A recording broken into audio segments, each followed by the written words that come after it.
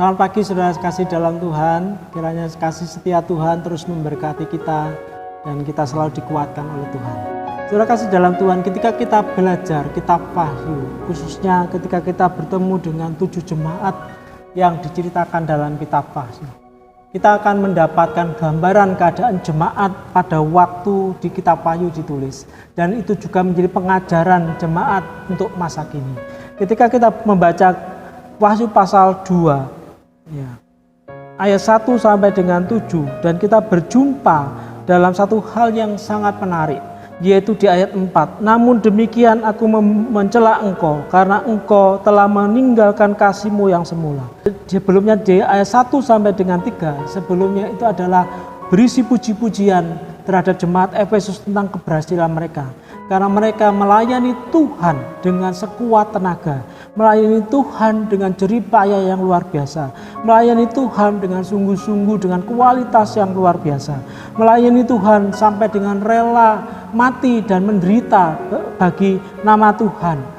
Sebab itu kita bisa melihat ada sebuah kejanggalan. Mengapa ayat 4 ini menjadi teguran? Padahal apakah Tuhan tidak melihat di ayat 1 sampai dengan yang 3 merupakan karya perbuatan dari jemaat Efesus yang luar biasa. Di ayat 4 kalau digandingkan dengan ayat 6, barulah kita bisa mengerti mengapa ayat 4 ini menjadi teguran yang harus diperhatikan oleh jemaat Efesus. Dan juga mungkin bisa menjadi satu peringatan bagi kita semua.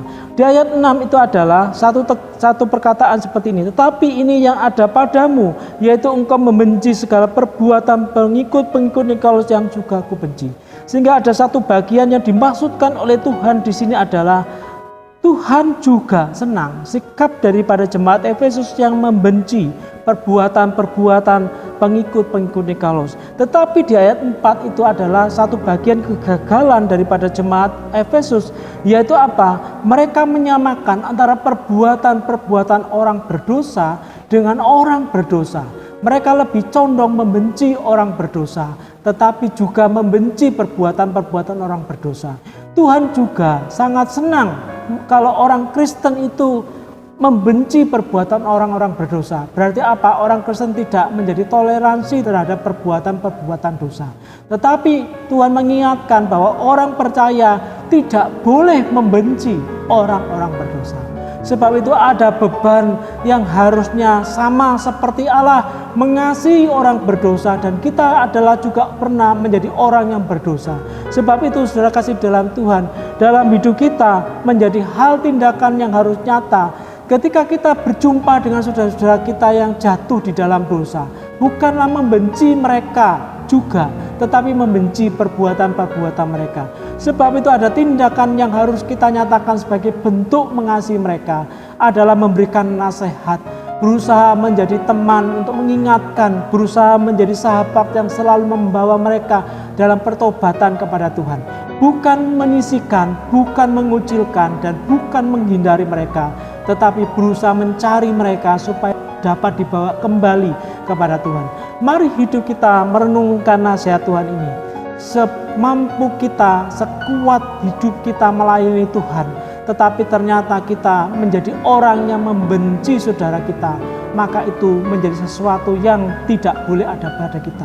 Kitab Yohanes pernah mengingatkan kepada kita, 1 Yohanes pernah mengingatkan kepada kita, supaya sama saja kalau kita membenci saudara kita, sama saja kita membunuh mereka.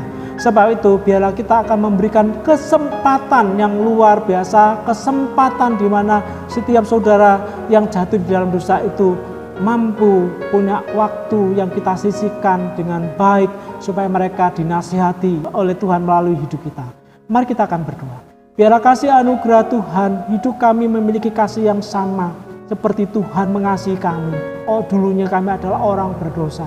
Biarlah hati kami juga selalu terbuka kalau ada saudara yang jatuh dalam dosa maupun orang di sekitar kami yang jatuh dalam dosa.